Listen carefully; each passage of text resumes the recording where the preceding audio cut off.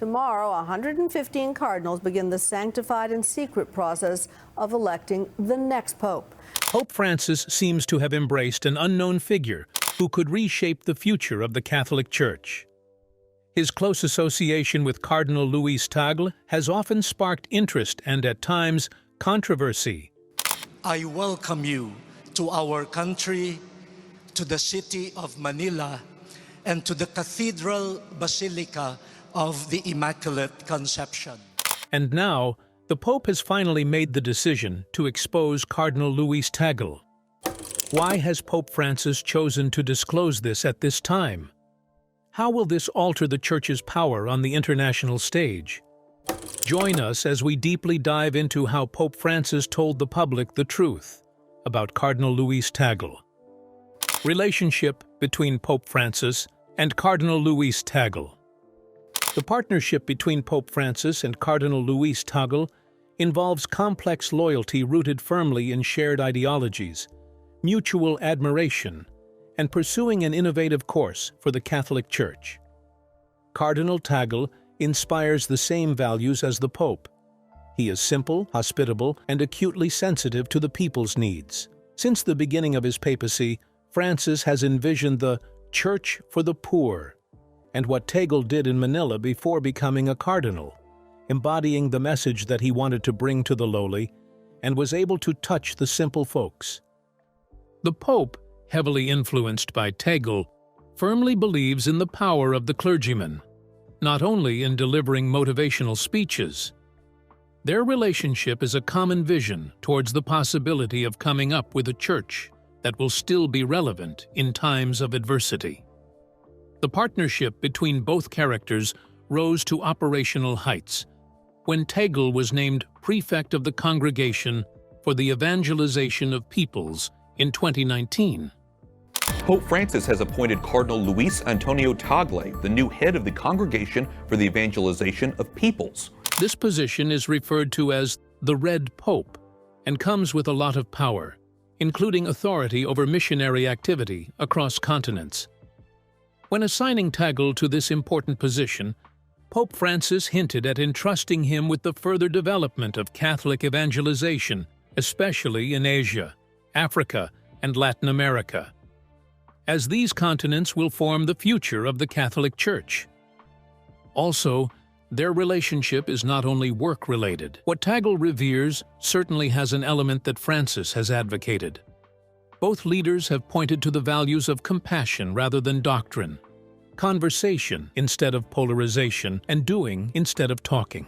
Their common experience in dealing with hostile reactions from traditionalist factions has made both firm in their vision of a church of love. Thus, humility and humanity inherent in Tagle's leadership style are not different from the ideas of Pope Francis. For example, during Typhoon Haiyan in 2013, the quick response of Tagle alongside his compassion during calamities gave him the impression of being a leader of the Church of Mercy, as Francis had recommended. Besides his charity activities, Tagle's competence in theology, especially his inclusive evangelization, has made him a role model for liberal Catholics in the whole world. As Pope Francis has made it clear several times, the leadership within the Church cannot remain clericalized, but must be a sign of outreach to the forgotten and forsaken of the world. Pope Francis has recently made some of his comments that have again raised the question regarding the position of Tagle in the structure of the Vatican. Although the Pope has not directly stated his vision for the Cardinal in the long term, the work they both are doing seems pre-planned. Is Tagle's path within the Church evidence of a potential shift toward change? From Manila to the world stage. Cardinal Luis Tagle, who rose from the streets of Manila to the hallways of the Vatican, is an inspiring subject who has to live purposefully. Tagle was born in the year 1957 in the Philippines, and the course of his life shows that he was fully grounded in his community and dedicated to the poor. Blessed with extraordinary intellect and soul, from childhood he decided to study theology and become one of the leading figures in the Catholic Church. Tagle entered a leadership journey properly when he became the Archbishop of Manila in 2011. Overseas Filipino workers have praised the appointment of Manila Archbishop Luis Antonio Tagle as Cardinal. A priest adds Tagle's new role will be a challenge. Assuming leadership of one of the largest Catholic dioceses globally, Tagle quickly assumed the role of a reformist. He did not succumb to the materialism and greed typical of the rulers of the past. Instead, he tried to return care for the church and people, missionary work, and a passion for the actualization of justice. Sermons of Tagle are touching and heartwarming and could speak to the life experiences of millions, which made him incredibly popular, and people started calling him Asia's Francis. His ascendance to international fame occurred through several promotions that revealed his increasing power within the Vatican. While serving as the president of Caritas Internationalis, a Catholic charity organization of 165 countries, Tagle supported campaigns against poverty, hunger, and climate change. Due to his perceived skills of allowing communication between different cultures and ideologies within the Church, he was selected to act as a head in the evangelization efforts. Indeed, his appointment as prefect of the Congregation for the Evangelization of Peoples in 2019 was quite a turning point. The position put him in the middle of the Church's evangelism mandate of the gospel to the entire world. Tagle greatly appreciated cultural differences and eventually took an active part in the reorganization of the Church's tactics of evangelization in non-Western countries, including Asian and African ones. But what does such popularity mean? The answer lies in his skills to work in the context of globalization. These diplomatic moves, coupled with a sound theological mind, have placed Tagle as a leader with the capacity to deal with the complexity facing the Church. As Tagle's influence at the Vatican grows, so too does speculation about his position. Could he become even more involved, or possibly even be a candidate for the next pope? And if so, what does a church under Tagle's leadership look like? A church for the margins. In this new face of the Catholic Church under Pope Francis's leadership, the Church has shifted its gaze toward those at the margin. Often referred to as a church for the poor, this vision has benefited from having Cardinal Luis Tagle by its side. Together, they are called to advocate justice, kindness, and compassion to society, notwithstanding their ability to significantly alter the social relations of the Church. These can be demonstrated by Pope Francis's focus on the margins. He believes that the Church occupies the periphery as the sanctuary of the outcasts. As the president of Caritas Internationalis, he has overseen anti-hunger campaigns, provided shelter to refugees, and confronted the challenges of climate change. That, coupled with his capacity to negotiate for resources and coax individuals into action, has established him as a key player in the Church's charity portfolios. Listening is one of the most important practices that President Tagle often underlines during his work. If you listen, you dispose yourself to love, and those who love will not get tired of listening. Contrary to more conventional models of vertical power dynamics, Tagle values conversation and actively seeks to listen to, especially, the voices on the peripheries. Nevertheless, the concentration on the margins is not without problems. Some church critics have pointed out that when its message is presented to society in such a manner, it is likely that the social causes will triumph over the Church's doctrines. Critics of the Church have accused Pope Francis and his supporters of derailing traditional Catholic values by focusing so much on political correctness. Nevertheless, Pope Francis and Cardinal Tagle have stood their ground because they know that if the Church does not address these and many other current issues, it will become irrelevant. In addition to humanitarian activities, Tagle is in a position to help spread the Pope's vision forward. His efforts to advance interfaith relations make clear that the Church is determined to foster positive relations in an increasingly divided world. Discussing religious concerns with people of other faiths can promote tolerance and unity, which is why Tagle reflects Pope Francis's main message. Through the visions of Pope Francis and Cardinal Tagle, attempts are made to bring the Church into more direct contact with people, and in a certain way, modern Catholicism is being built before our eyes. Could this focus on the margins assign a new understanding of the Church's mission in the context of rapid change? A silent tug-of-war. Behind the pious faces and the appearance of togetherness, a power struggle has always nurtured the Roman Catholic Church's authority. In the context of the Vatican, a place at the crossroads of tradition and postmodern culture, such struggles are expressed in terms of ideologies. The daily battles between reformists like Pope Francis, Cardinal Tagle, and the conservatives provide a fascinating drama of unspoken struggles. Pope Francis has brought a further reformative change in his papacy by rebuking clericalism, calling for a more decentralized church, and speaking out on sensitive matters like migration, climate change, and economic transparency. Moving on, issuing a stark warning, the head of the Catholic Church and sovereign of the Vatican City-State has said that the earth will become uninhabitable if there is no concrete action taken on climate change. Nevertheless, these efforts have met with formidable challenges. Some of the ultra-conservative parties and groups within the Church of Rome have been complaining loudly about this shift, and others as a radical departure from the Word of God, the Bible. Cardinal Tagle's active role in the Vatican signifies this particular aspect of the power struggle. While he fits into Pope Francis's vision of the Church as merciful and focused on the peripheries, Tagle's ascent has not met everyone's approval. Unfortunately, his sensible management style and orientation on dialogue and participation contradict more conventional views regarding Catholic theology. This has led to raising expectations and questioning the possible hurdles the head of the Church might encounter.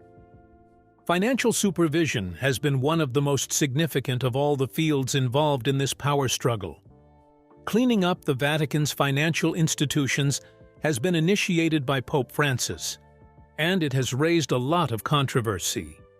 Being part of the management that handles charitable activities, Tagle will support the reform initiatives given that he has been pushing for more and better disclosure.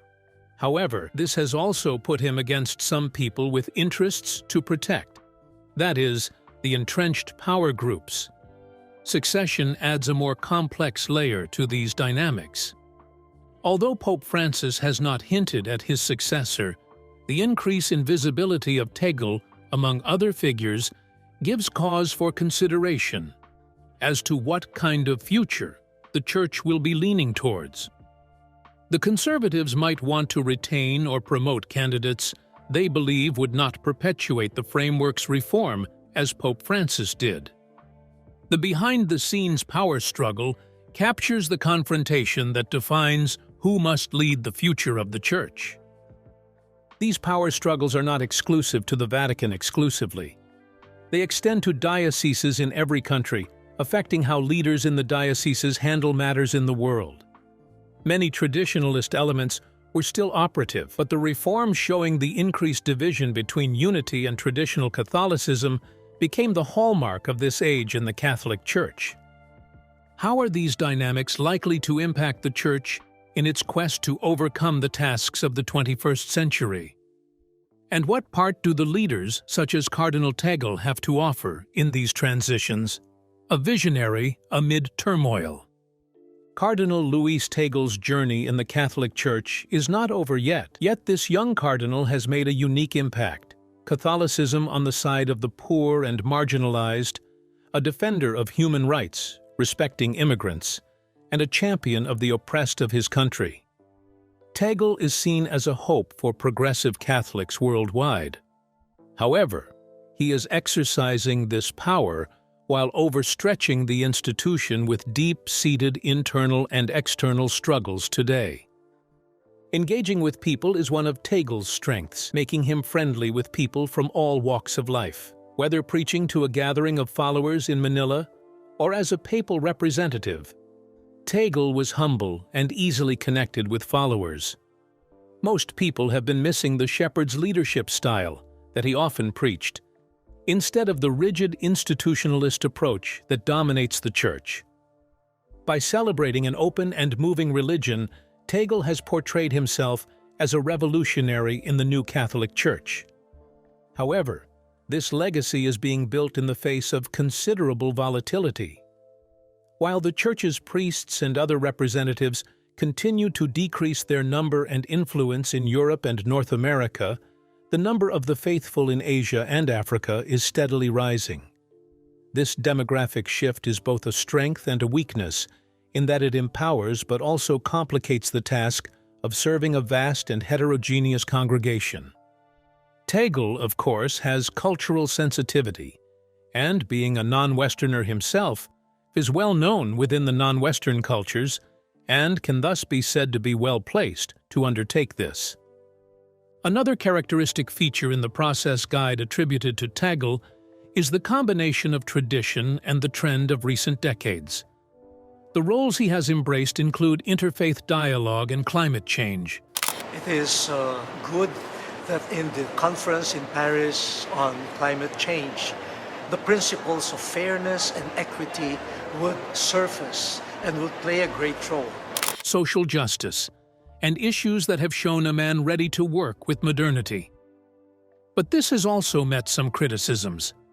Conservatives in the Church have accused him of straying from doctrinal matters, a sign of the conflicts that characterize this period of Catholic authority.